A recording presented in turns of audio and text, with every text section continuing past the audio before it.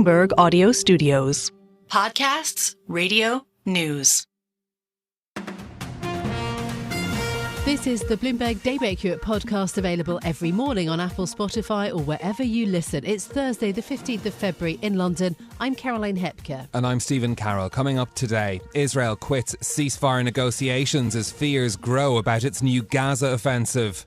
Vladimir Putin says Joe Biden would be a better US president for Russia. Plus, why a shortage of dollars is driving international companies out of Africa's largest economy. Let's start with a roundup of our top stories. Israel's Prime Minister Benjamin Netanyahu has broken off Gaza ceasefire talks, calling Hamas's demands delusional. The Iran-backed group wants the total withdrawal of Israeli troops from Gaza before it releases hostages. It comes as key allies urge Israel not to go ahead with the planned offensive in the southern part of the Strip, with more than 1 million Palestinians sheltering in Rafah. Canadian Prime Minister Justin Trudeau is one of the leaders who's calling on Israel not to go further. The situation right now in Gaza and in the Middle East in general is dire, and the extra pressures of the threats to more action on Rafah has everyone deeply worried. We need to see stabilization in the region, peace, and we need to work on the two-state solution. That is the only way to ensure durable peace and safety. Despite Trudeau's words, Netanyahu had initially refused to send an Israeli delegation to the talks at all, but eventually agreed to do so following pressure from US President Joe Biden. Vladimir Putin says that Joe Biden would be a more experienced, predictable leader than Donald Trump. Here is the Russian president speaking to state television about who would be the better US president for Russia. We've added a translator. Biden. He is the more experienced person. He is predictable. He is a politician of the old formation. But we will work with any US leader who the American people have confidence in. Back in 2016, Putin publicly praised the other frontrunner, Donald Trump. The former president is now campaigning to turn military aid to Ukraine into a loan and scale back America's NATO commitments. One of the heads of the country stood up and said, "Does that mean that if we don't pay the bills, that you're not going to protect us?" I said, "That's exactly what it means, exactly. I'm not going to protect you." Trump's comments have rattled leaders in NATO. European defence companies' shares rose yesterday after the military alliance said that a record 18 out of the organisation's 31 members would meet their goal of spending 2% of GDP on defence. Japan unexpectedly slipped into recession last year after GDP contracted at an annualised rate of 0.4% in the fourth quarter. The weaker than expected figures will complicate the Bank of Japan's case for the first rate hike there since 2007. Only 1 out of 34 economists surveyed by Bloomberg had expected a contraction in the quarter. It also means that Germany now overtakes Japan to become the world's third largest economy. Andrew Bailey says that weaker than expected January inflation leaves the Bank of England where it was in relation to inflation. However, the central bank chief did also say that recent figures were welcome. The reason that we were expecting a small tick up in inflation this month was because of these so-called annual base effects, which are in the sort of arithmetic, because they're basically a sort of mirror image of what went on a year ago. So they were there. I mean, nothing's changed on those. They're in the arithmetic. So what it means is that there was some more other things going on which were putting more downward pressure on it than we expected. So that's good news. Bailey added that January's positive data is offset by an upside inflation surprise in December. He told the House of Lords Economic Affairs Committee that caution is needed as services inflation in the UK and pay growth are still too high. Airbus has reported adjusted EBIT for the fourth quarter that missed the average analyst estimate. The European aerospace giant is also planning a €1 per share special dividend in addition to the regular €1.80 per share dividend. The manufacturer, which has grappled with supply chain challenges, says it expects 2024 deliveries of about 800 planes versus an estimate of 826. And lastly, at least one person has been killed and more than 20 others wounded after a shooting at a parade in Kansas City celebrating the winners of the US Super Bowl. Thousands of people were on the streets of the city at the time, and the injured included children. 3 people, including 2 who were armed, have been detained. Quinton Lucas, the mayor of Kansas City, paid tribute to the emergency services. As I was leaving the scene, I saw members of our Kansas City Fire Department administering aid to folks who are seriously injured without concern for the shootings and the challenges that were near them. This is absolutely a tragedy, the likes of which we would have never expected in Kansas City. That was the Kansas City Mayor, Quinton Lucas. President Biden has called for a ban on assault weapons following the shooting. In a moment, we'll be discussing the big issues facing NATO at their meeting today, plus why a shortage of foreign currency is driving international companies out of Nigeria. But another story has caught our eye this morning, and it's all about Cathie Wood. Yeah, Bloomberg opinion columnist Julie Wren has been writing about Wood, saying that her ARC ETF has topped a chart of wealth destruction after wiping out more than $14 billion in shareholder value in the past decade. But Julie Wren writes investors are largely sticking with her, and that is because Cathie Wood is a good storyteller. Now, she did get it right with her bet on Tesla in 2018. She's tried to sell her reasoning for missing the rally in Nvidia, for example, in between. But even massive losses, Julie Wren writes, can be turned into a positive spin at ARC. Cathie Wood talking about the tax advantages of having those losses on their books. So this is something that Julie Wren in this piece is writing about. Having a good track record is only part of the picture when investors are picking who to manage their money. Past returns aren't an indication of future performance. That's why, perhaps. So sometimes a good fundraiser doesn't even need to be a great asset manager. Julie Wren says you can just be more interesting. Yes, but that's the thing, isn't it? When you buy into a star investor, I suppose you're buying into the possibility that their hunch is going to deliver really outsized returns. So it's not sort of like buying another tracker fund, I suppose. But look, it's a really good piece, and Julie Wren writes so beautifully and interestingly. So have a read of it on the Bloomberg terminal. Now, NATO defence ministers are meeting in Brussels today to discuss the security challenges facing the alliance. This is former US President and current Republican frontrunner Donald Trump has raised questions over transatlantic cooperation on defence. Our news director for EMEA, Rosalind Matheson, joins us now for more. Good morning to you, Ros. Of course, security challenges very much in focus today, but I wanted to start with the events in the Middle East that we've been following and Israel pulling out of these negotiations over a ceasefire. How significant is this? Well, it's interesting to see the comments yesterday by the Israeli officials saying they no longer want to take part in these meetings that have been happening in Egypt. Of course, Egypt and Qatar have been working to facilitate the flow of information between Israel and Hamas and trying to get both sides towards a ceasefire that could see the war in Gaza come to a close. And Israel now says it does not intend to continue with those talks, says that Hamas is not negotiating in good faith.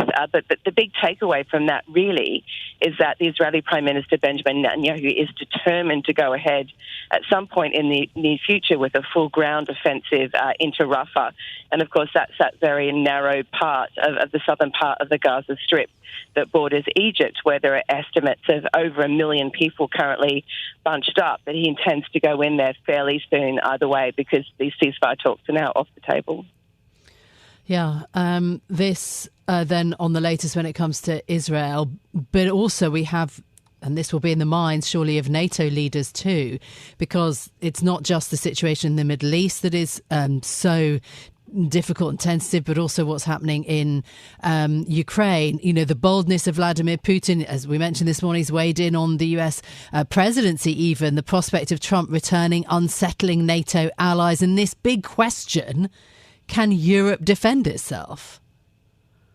Well, that's right. You can see all these threads are coming into one at this meeting of NATO defence ministers. A lot of fundamental questions, really, for NATO to look at. But again, it's the unknown factor of who will be president after the end of this year. Will it be Donald Trump, who's threatened yet again to withdraw funding for NATO, to pull the US out of the collective defence understandings that really underpin NATO for many decades? And will he try and negotiate a quick deal, as far as he sees fit at least, to end Russia's war in Ukraine? Those things are all hanging in the ether as the ministers meet. But there's also the question, of what Vladimir Putin himself wants. Does he want to negotiate an end to the war in Ukraine? Does he feel that he's going to achieve his goals on the ground if he continues with that conflict? Is he interested in coming to the table, and if so, when? So there's a lot of things we don't know about all of that, including the current intentions of the Russian president. Of course, he's going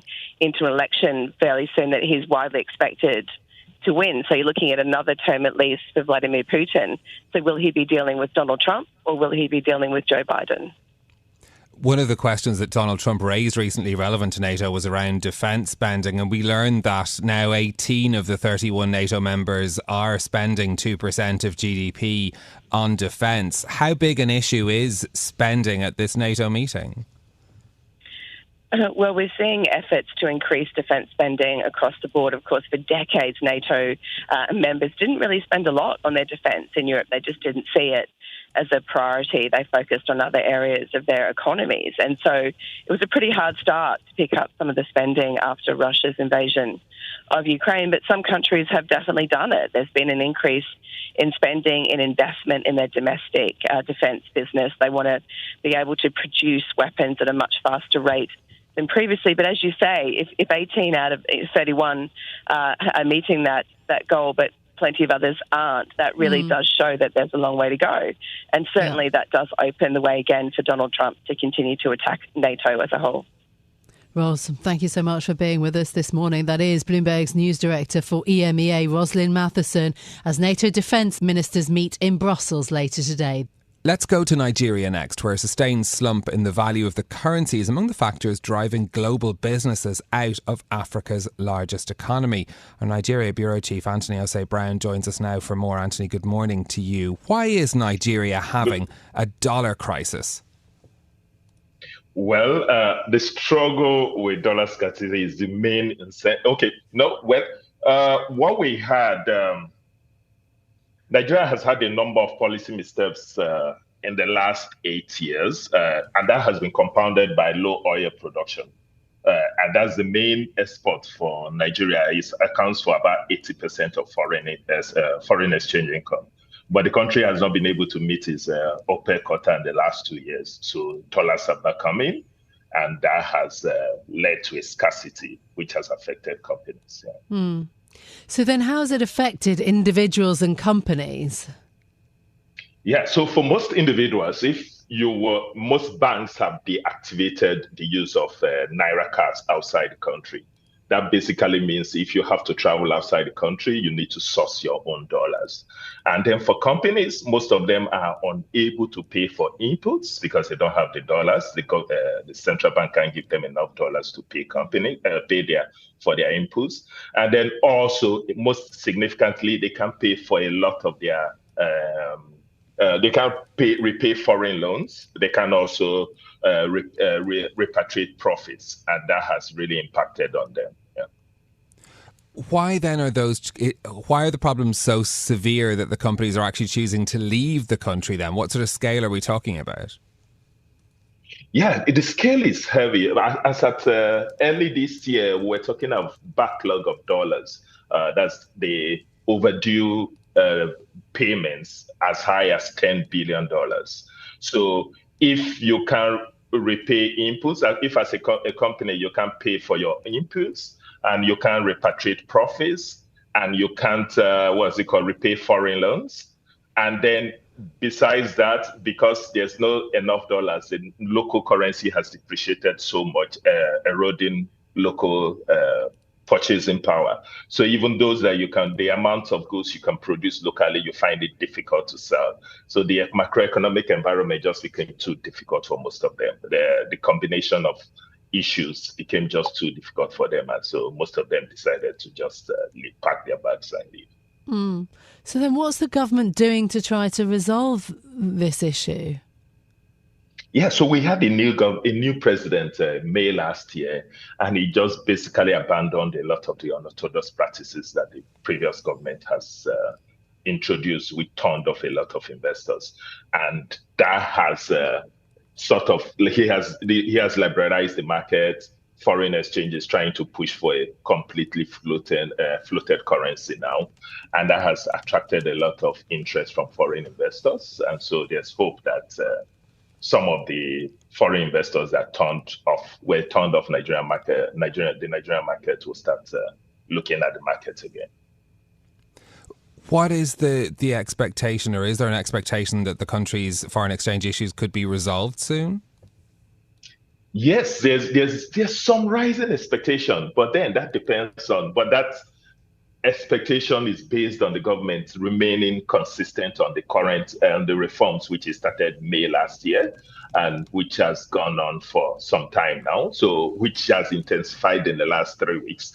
So there's an rising expectation that if the government sticks to it, then the dollar scarcity, people will start bringing in dollars back into the country. The central bank governor said a week ago, that's last week, that up to $1 billion has been brought back into the country in the last 1 week or 2 weeks because of those reforms.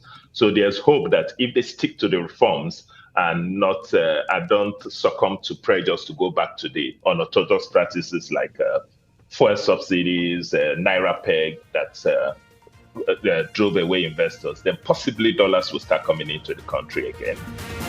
This is Bloomberg Daybreak Europe, your morning brief on the stories making news from London to Wall Street and beyond. Look for us on your podcast feed every morning on Apple, Spotify and anywhere else you get your podcasts. You can also listen live each morning on London DAB Radio, the Bloomberg Business app and Bloomberg.com. Our flagship New York station is also available on your Amazon Alexa devices. Just say, Alexa, play Bloomberg 1130. I'm Caroline Hepker. And I'm Stephen Carroll. Join us again tomorrow morning for all the news you need to start your day, right here on Bloomberg Daybreak Europe.